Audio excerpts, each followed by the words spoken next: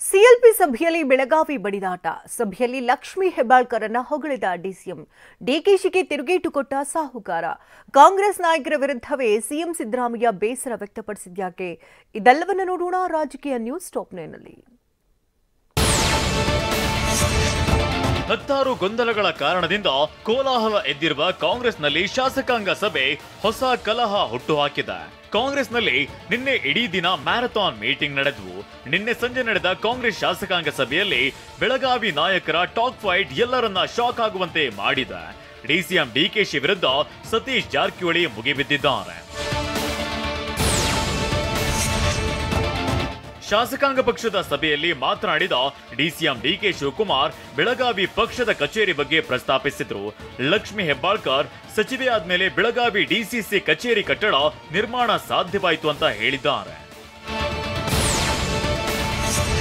Belagavi DCC ಕಚೇರಿಯನ್ನ Lakshmi Hebbalkar ಕಟ್ಟಿಸಿದ್ದು ಅಂತ ಪದೇ ಪದೇ ಹೇಳಬೇಡಿ ಅಂತ ಡಿಸಿಎಂ ಡಿಕೆ ವಿರುದ್ಧ ಸಚಿವ ಸತೀಶ್ ಜಾರಕಿಹೊಳಿ ಸಿಡಿಮಿಡಿಗೊಂಡ್ರು.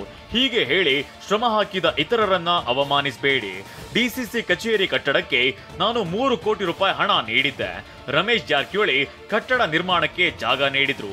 ನನ್ನ ಸ್ವಂತ ದುಡ್ಡಿನಲ್ಲಿ 3 ಕೋಟಿ ನೀಡಿದ್ದೇನೆ ಅನ್ನೋ ಮೂಲಕ ಡಿಕೆಶಿಗೆ ತಿರುಗೇಟನ್ನ ನೀಡಿದ್ದಾರೆ. ಸತೀಶ್ ಜಾರಕಿಹೊಳಿ ಮಾತಿಗೆ ಸಚಿವೆ ಲಕ್ಷ್ಮೀ ಹೆಬ್ಬಾಳ್ಕರ್ ಕೂಡ ತಿರುಗೇಟನ್ನ ನೀಡಿದ್ದಾರೆ.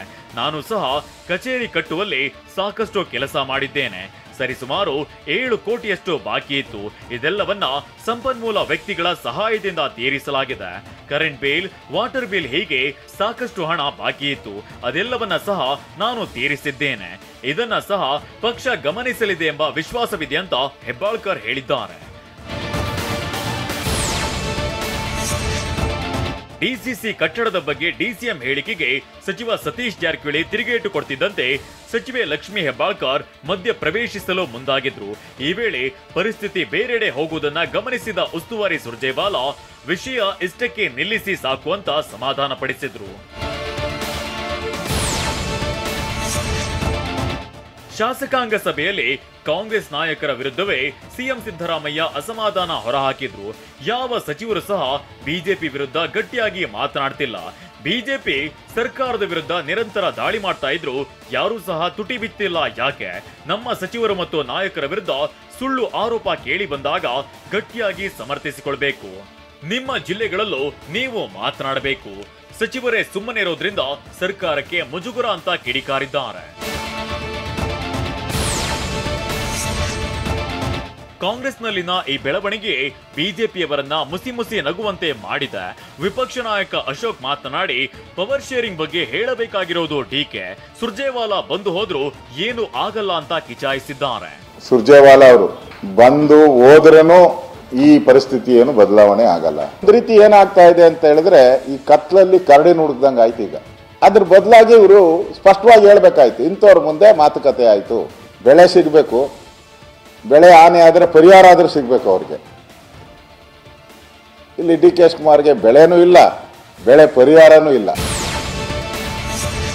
ಸಿಎಂ ಡಿಸಿಎಂ ನಡುವೆ ಯಾವುದೇ ಭಿನ್ನಾಭಿಪ್ರಾಯ ಇಲ್ಲ ಅಂತ ರಾಜ್ಯ ಕಾಂಗ್ರೆಸ್ ಉಸ್ತುವಾರಿ ರಣದೀಪ್ ಸುರ್ಜೇವಾಲಾ ಹೇಳಿದ್ದಾರೆ. ಬೆಂಗಳೂರಿನಲ್ಲಿ ಮಾತನಾಡಿದ ಅವರು ಕೆಲ ಸೆಲೆಕ್ಟೆಡ್ ಗ್ರೂಪ್ ಆಫ್ ಮೀಡಿಯಾದಿಂದ ಗೊಂದಲ ಸೃಷ್ಟಿಯಾಗ್ತಿದೆ.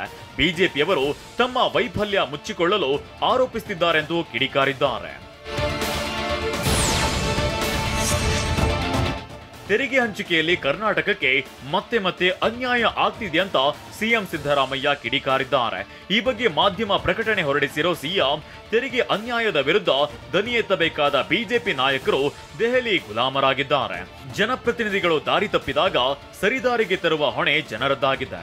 ಭಾರತೀಯ ಜನತಾ ಪಕ್ಷದ ನಾಯಕರು ಬಾಯಿ ಬಿಟ್ರೆ ದೇಶ ಪ್ರೇಮದ ಬಗ್ಗೆ ಮಾತನಾಡ್ತಾರೆ. ರಾಜ್ಯವನ್ನೇ ಪ್ರೀತಿಸದವರು ದೇಶವನ್ನ ಪ್ರೀತಿಸಲು ಹೇಗೆ ಸಾಧ್ಯ ಅಂತ ಗುಡುಗಿದ್ದಾರೆ.